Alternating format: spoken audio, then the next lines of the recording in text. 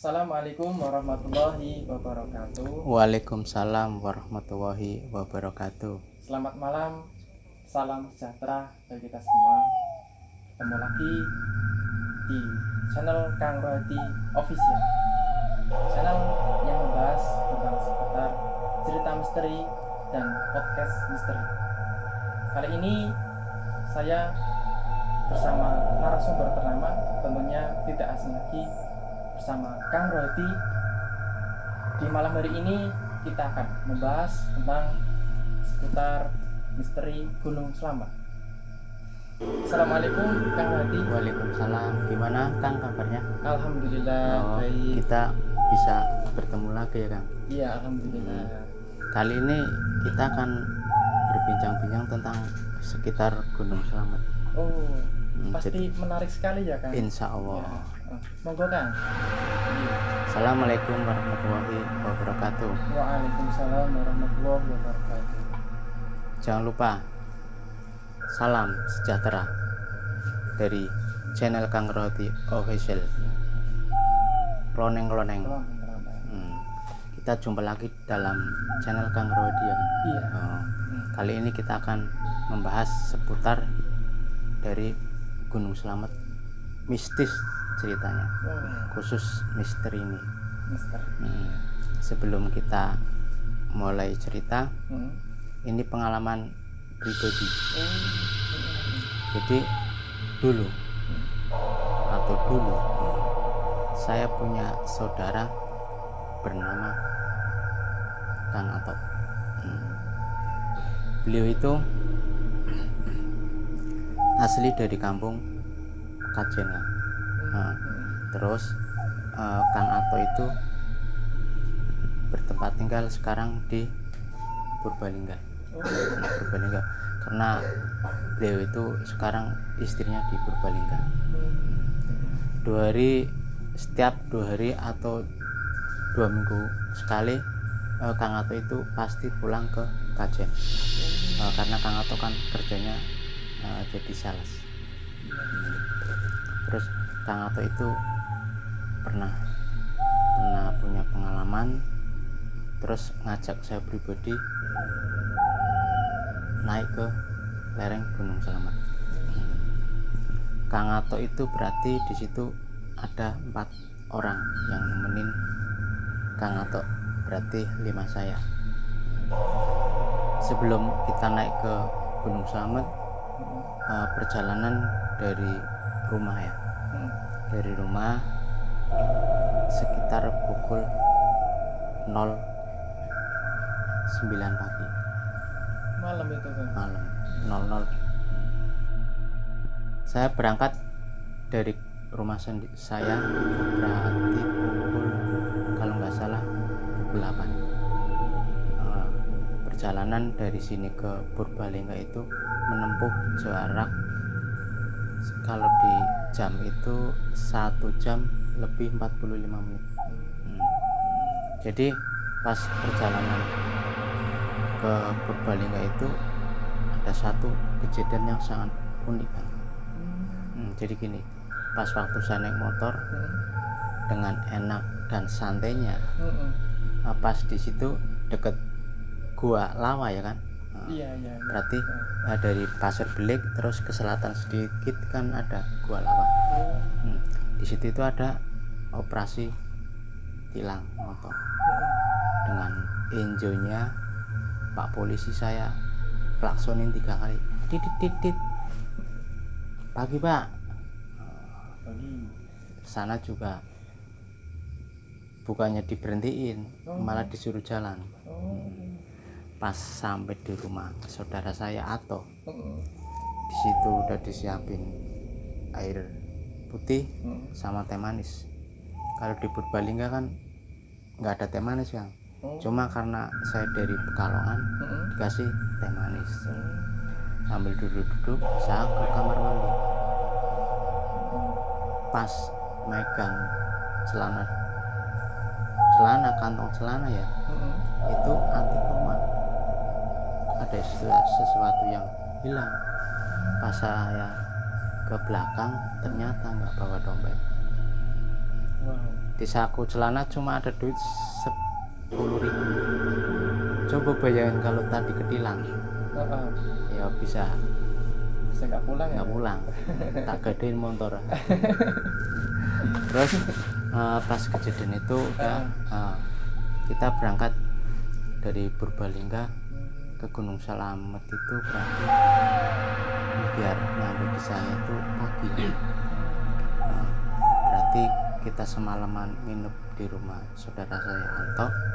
Di situ kan ciri khas sering bikin mendoan sama sambal hijau. Enak sekali di situ. Sambil ngopi, ngobrol-ngobrol. Pas subuh kita siap-siap sarapan, baru kita berjalan ke lereng Gunung Slamet.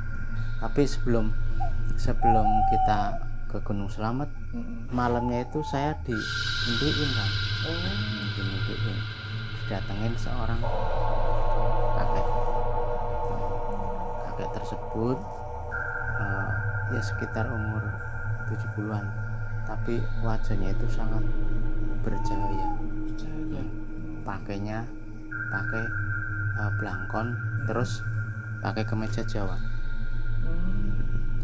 Di dalam mimpi tersebut ngomong, "Dik, mangke nek ajeng pelampah teng Gunung Slamet sing atos-atos." Saya jawab, "Lah pripun, Mbah?" Soalnya teng Gunung Slamet itu banyak hal-hal yang mistis. Apalagi kalau di sana itu banyakkan mulut atau nggak sopan. Jadi pas dalam mimpi itu saya terlintas, sempet nanya, "Mbah, sampan niku sinten?" Beliau jawab, "Nah, kamu kok mau ke Gunung Slamet, Mas? Anak laki-laki." Saya ngomong sendiri, "Oh, berarti Mbah Slamet nopo?" Dengan inisiatif Mbah Slametnya itu nunggu. "Iya, saya Mbah Kiai Slamet." Saya nanya, "Kenapa kok nama Mbah Slamet kok dijadiin nama gunung? Kenapa, Mbah?" Dia ngomong, "Saya itu di situ Slamet itu hanya sebuah gelar." Jadi sebuah gelar. Ibarat kata biar menyelamatkan khususnya di Pulau Jawa. Mbak Slamet tersebut sebelum sampai sempat nanya-nanya, saya bangun Bang. Habis bangun saya cerita sama saudara saya, begitu. Oh ya wis Kang, yang penting ntar kita berangkat berdoa. Pas kita berangkat berenam ya, orang 6 kita berangkat, terus sampai di situ hampir jalan santai sih 2 jam lebih lah. Sampai di situ kita istirahat sebentar. Di situ kita mulai naik gunung. Jadi selama dalam perjalanan itu hawa di situ kan dingin ya. Jadi kalau dibedain sama bulu kudu merinding sama dinginnya di hawa sana itu beda tipis.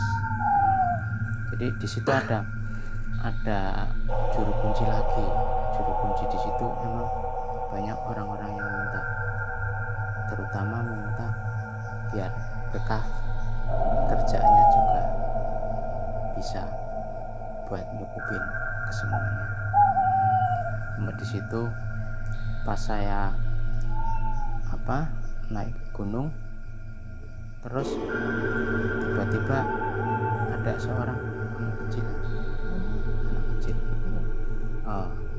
Pas saya ketemu sama anak kecil itu, saya berusaha interaksi sukma yang di anak kecil itu coba saya tarik, saya bakar kemenyan yang panjang itu ya. Kemenyan panjang saya tarik, masukin ke badan, itu ngomong, Kang, saya itu di sini udah lama. Akang sendiri kalau mau naik gunung hati-hati, jangan seperti kejadian yang saya alami. Saya ngomong lagi, emang kenapa Dek? Kok bisanya terjadi seperti ini? Adiknya itu ngomong, saya itu tersesat tapi nggak bisa menembus jalan ke arah pulang. Terus saya ngomong, kenapa kok nggak bisa menembus jalan arah pulang, itu karena apa? Yang adik kecil itu ngomong, saya juga nggak tahu. Selama kehidupan saya itu pas tersesat di gunung itu apa yang dimakan itu ketemunya Kang. Ketemu daun yang makan daun, ketemu singkong yang makan singkong. Jadi kemungkinan kalau di alam nyata itu bukannya tambah gede tapi semakin kecil. Di situ emang terkenal banyak manusia kerdil. Manusia kerdil. Terus pas waktu di puncak ya, sampai puncak itu di situ emang ada sebuah tugu. Di situ itu emang ada makhluk yang sangat mengerikan. Di situ emang ada salah satu penunggu yang namanya jin. Jin itu ya pemeliharaan Mbah Slamet atau bukan saya juga nggak tahu. Yang jelas Mbah Slamet sempat saya interaksi sama Mbah Slamet. Saya sempat ngomong, Mbah, sekarang kan banyak musibah-musibah gunung yang pada meletus, terutama kayak kejadian yang di Gunung Lawu, Semeru, terus Merapi, itu disebabkan karena emang faktor alam atau manusia, emang jin atau penunggu di situ itu udah murka. Mbah Slamet bilang, insya Allah walaupun Gunung Slamet ibarat kata itu batu, nggak bakalan meletus. Gitu. Jadi seolah-olah walaupun alam tidak bersahabat, kata Mbah Slamet sendiri itu ya insya Allah ya selamat. Selamat itu bisa dikatakan kalau di Jawa itu ya selamat, kalau bahasa Indonesia juga selamat. Jadi selamat. Jadi di situ ada salah satu kata juru kunci di situ ya. Jadi juru kunci yang di situ banyak sih ya. Jadi katanya di situ yang sering-sering iseng itu yang pernah naik gunung di situ meninggal dari atas ketinggian berapa kilo sih, tinggi pokoknya tinggi. Jadi di situ saya merasakan hawa yang sangat gak enak. Tiba-tiba secara tidak langsung itu yang masuk itu bukannya Mbah Slamet yang masuk kan, tapi di situ ada satria yang gede tinggi, yang masuk ke badan saya, hampir saya mau keluarin dari badan, itu sempat nggak mau. Karena apa? Dia itu marah karena dari pas kita mau berjalan ke lereng gunung sepanjang itu kita nggak baca doa. Ya emang sih salah saya. Jadi di situ yang penting jalan ngotot, sampai di situ ngopi, jalan lagi. Terus yang saya heranin itu semenjak kejadian yang masuk orang gede tinggi Iya. sampai sekarang kan kadang-kadang suka neror. Oh, neror. Sampai sempet sering pulang ke rumah sini itu kan apa, jadi di situ itu banyak orang yang minta pesugihan juga banyak. Jadi pengalaman saya pas waktu naik gunung bareng sama saudara saya itu yaitu apa, istilahnya yang misteri itu ya cuma satu, ketemu sama Mbak Slamet, yang kedua sama setan, ya bukan setan ya, berarti makhluk halus tapi bentuknya kayak kerdil. Oh iya. Yang ketiga kayak pangeran. Jadi pangeran itu yang sangat mengerikan, sampai kadang-kadang yang itu yang terakhir sering nongol, walaupun saya kadang-kadang di rumah suka iseng. Terus satu lagi Kang, Iya. yang jadi apa kepikiran di situ kan apa istilahnya, ketinggian yang paling tinggi. Iya. Jadi di antara gunung-gunung itu berarti kalau pas gunung dari apa Semeru, Merapi itu walaupun Slamet itu katanya paling tua di situ. Oh. Paling tua. Walaupun gunungnya walaupun kecil itu tua. Jadi sebelum masih dalam Wali Songo atau sebelumnya ya, itu emang udah ada Gunung Slamet. Jadi apa mitos-mitos dari yang apa Pulau Jawa akan terputus itu mitos. Kalau saya pribadi sih insya Allah enggak, karena apa udah mengandung makna selamat. Iya. Jadi segala sesuatunya ya selamat. Nggak bakalan ada ini dan itu tetap selamat. Jadi orang-orang yang meramal bla bla bla insya Allah ya selamat. Amin. Begitulah penuturan dari Kang Ruhadi, pengalaman saya, cerita-cerita tadi waktu apa mengendaki gunung. Itu pengalaman dari saya pribadi, terus Kang Alto sama Kang Ucil. Terus apa, jadi gini Kang, pengalaman saya mengendaki sama teman-teman saudara saya itu jadi sangat mengenaskan. Jadi sampai terlintas dalam pikiran yang pengalaman saya yang udah kan, kalau jin begini itu yang saya takutin itu nyampe rumah kadang-kadang juga sering ngasih sesuatu, apa bentuk emas, kadang-kadang duit.